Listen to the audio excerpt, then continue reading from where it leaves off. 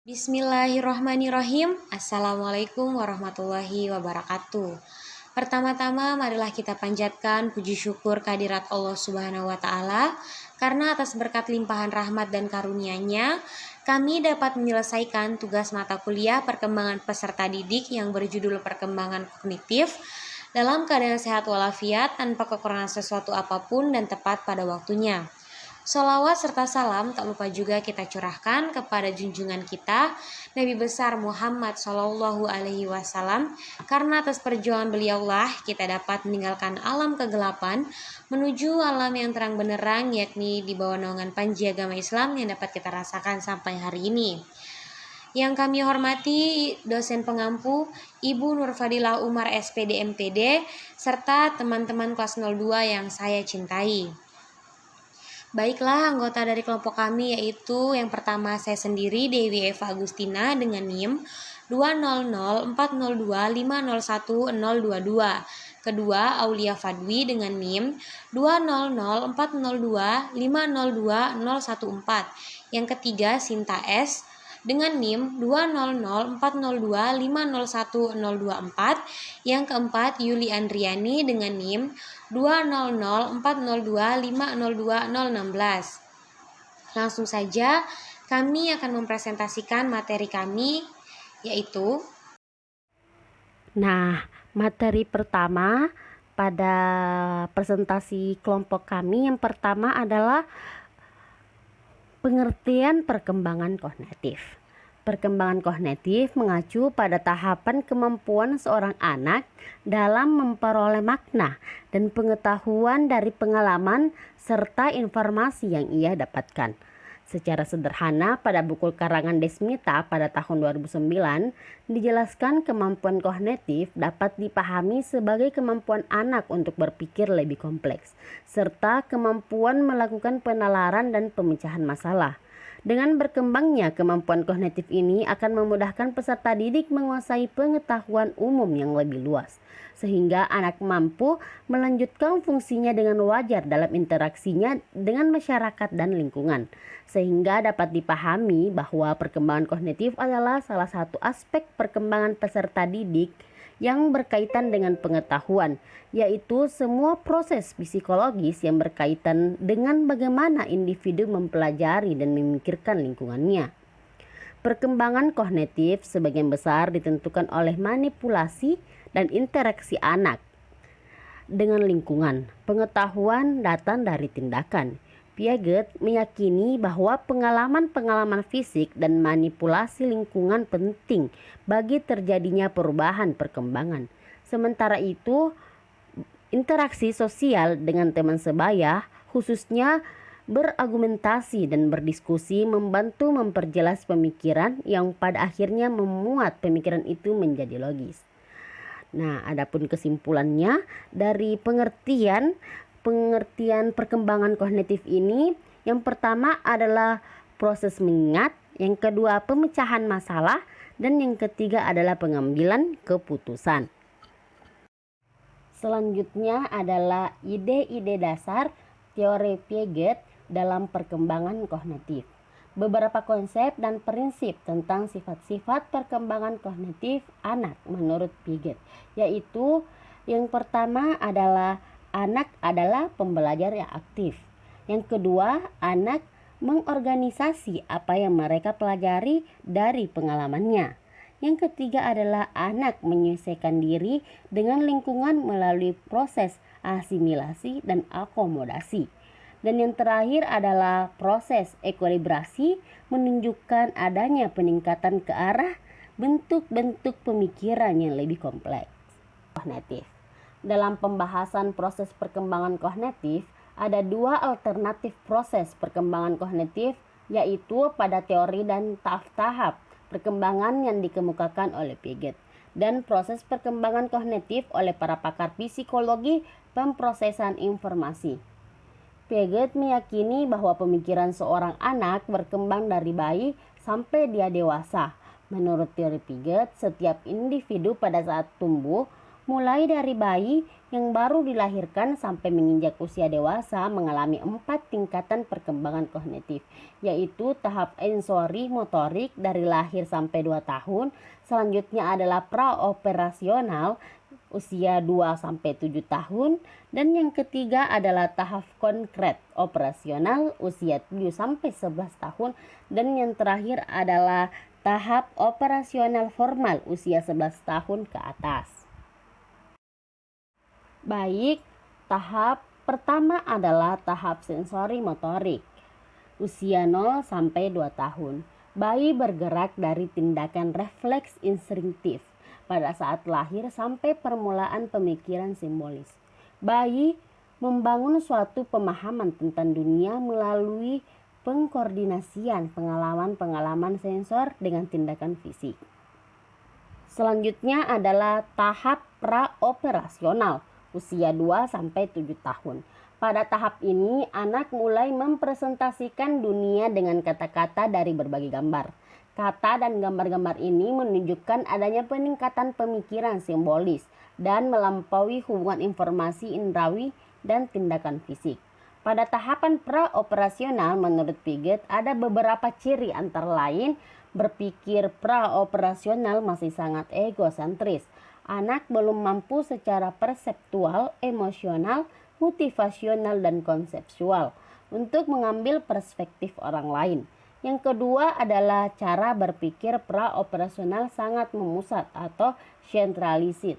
Bila anak dikonfrontasi dengan situasi yang multidimensional, maka ia akan memusatkan perhatiannya hanya pada satu dimensi saja dan mengabaikan dimensi-dimensi yang lain, dan pada akhirnya juga mengabaikan hubungannya antara dimensi-dimensi ini. 1. Berpikir praoperasional adalah tidak dapat dibalik atau irreversible. Anak belum mampu untuk meniadakan suatu tindakan dengan memikirkan tindakan tersebut dalam arah yang sebaliknya. 2. Berpikir praoperasional adalah terarah statis.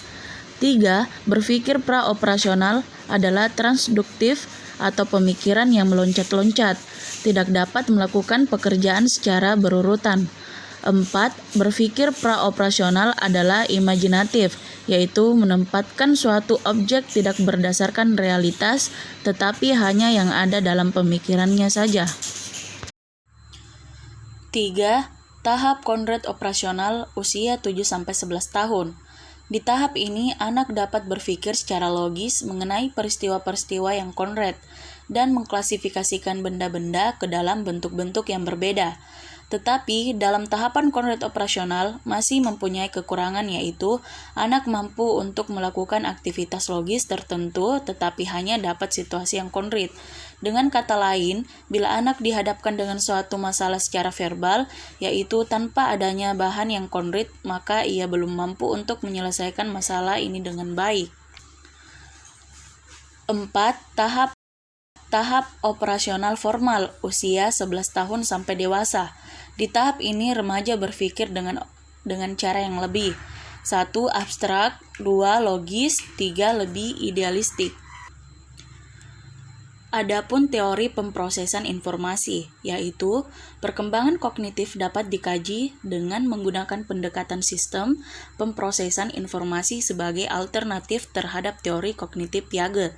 Pada teori Piaget, perkembangan kognitif digambarkan dengan berbagai tahap, tetapi para pakar psikologi pemrosesan informasi lebih menekankan pentingnya proses-proses kognitif atau menganalisis perkembangan keterampilan kognitif, seperti perhatian, memori, metakognisi, dan strategi kognitif.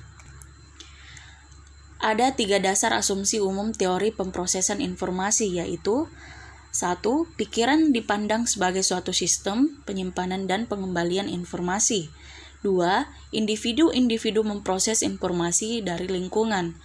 Yang ketiga, terdapat keterbatasan pada kapasitas untuk memproses informasi dari seorang individu. Berdasarkan pemaparan di atas, maka dapat kita pahami bahwa teori pemrosesan informasi lebih menekankan bagaimana individu memproses informasi tentang dunia, bagaimana informasi masuk ke dalam pikiran, bagaimana penyimpanan dan penyebaran informasi, dan bagaimana pengambilan kembali informasi untuk melaksanakan aktivitas yang kompleks.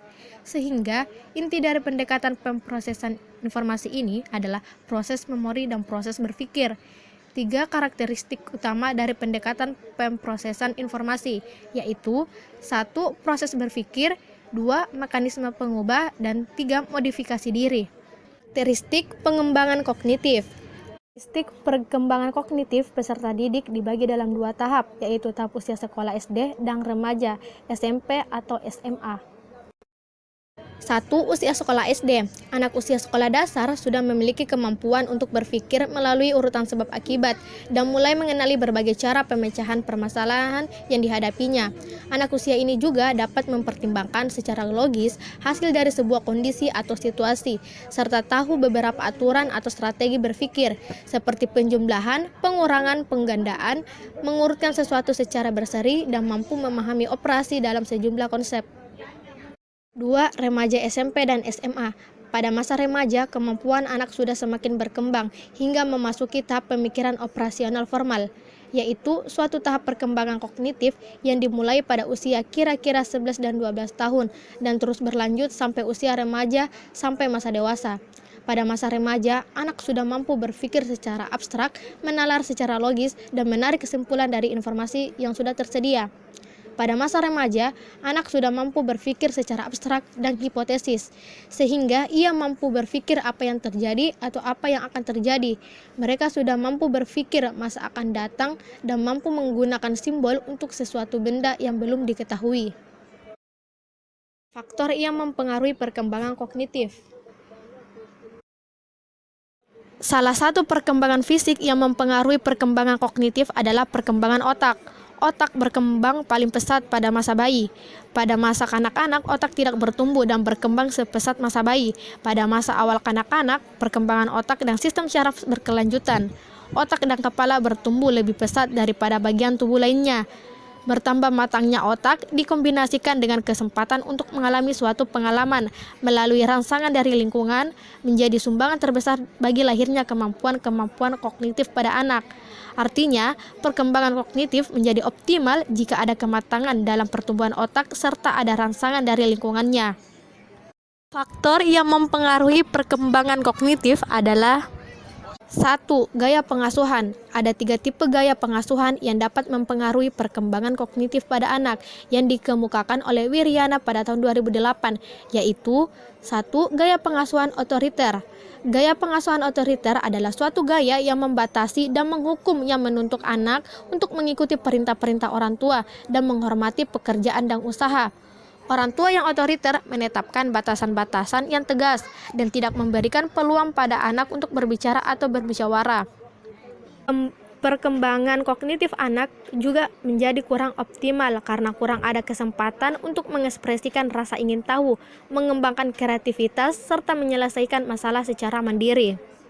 2. Gaya pengasuhan otoritatif. Gaya pengasuhan otoritatif adalah merupakan pengasuhan yang mendorong anak untuk tetap mandiri, tapi masih menetapkan batas-batas dan pengendalian atas tindakan-tindakan mereka.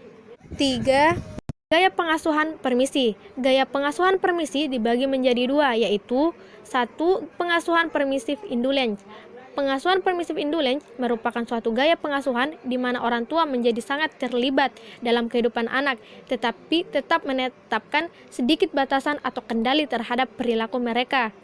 Perkembangan kognitif ini menjadi kurang optimal karena tidak mengetahui mana hal yang benar dan kurang benar. Biasanya mereka jarang menaruh hormat pada orang lain, cenderung egois, selfish type, dan mengalami kesulitan untuk mengendalikan perilaku mereka. 2. Pengasuhan permisif indiferen. Pengasuhan permisif indiferen adalah gaya pengasuhan di mana orang tua sangat tidak terlibat dalam kehidupan anak. Mereka berkembang menjadi pribadi yang cenderung liar, kurang mampu mengenal aturan, serta menjadi kurang mampu membangun kemandirian dengan baik. Pengaruh lingkungan. Pengaruh lingkungan juga memberi andil yang cukup besar terhadap perkembangan kognitif anak. Lingkungan dalam konteks ini adalah lingkungan di luar rumah atau keluarga. Lingkungan pertama yang berpengaruh adalah sekolah, pengaruh teman sebaya, status sosial ekonomi, peran gender dalam keluarga, dan media massa. Lingkungan yang kondusif bagi perkembangan kognitif anak adalah lingkungan yang mampu merangsang rasa ingin tahu, kemampuan untuk mengamati, serta menyelesaikan masalah, serta mengembangkan alternatif dalam penyelesaian masalah. Beberapa tips untuk mengembangkan kemampuan kognitif pada anak yaitu yang pertama, asupan gizi yang memadai dan disesuaikan dengan kebutuhan anak. Kedua, melakukan beberapa latihan fisik dan relaksasi seperti brain game.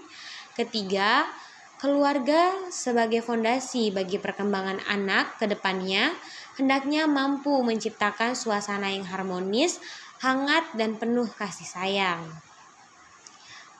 Bab 3 penutup, kesimpulan.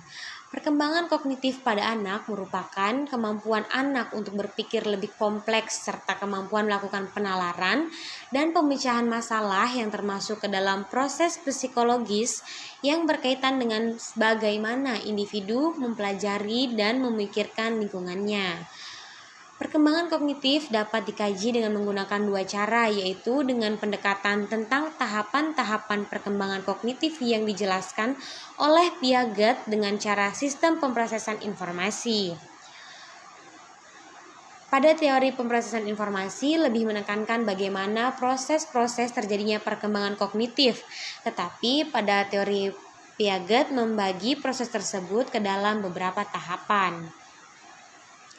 Karakteristik perkembangan kognitif peserta didik juga harus dapat dipahami semua pihak. Dengan pemahaman pada karakteristik perkembangan peserta didik, pengajar dan orang tua dapat mengetahui batas apa perkembangan yang dimiliki anak didiknya sesuai dengan usia mereka masing-masing, sehingga pengajar dan orang tua dapat menetapkan ilmu yang sesuai dengan kemampuan kognitif masing-masing anak didik. Itulah tadi materi dari kelompok kami yang dapat kami presentasikan. Kurang dan lebihnya mohon dimaafkan karena kelebihan adalah milik Allah Subhanahu wa taala dan kekurangan adalah milik saya pribadi. Akhir kata kami dari kelompok 3 mengucapkan terima kasih atas kesempatannya dan terima kasih atas waktunya karena telah menyimak materi dari kelompok kami. Kurang dan lebihnya mohon dimaafkan. Wassalamualaikum warahmatullahi wabarakatuh.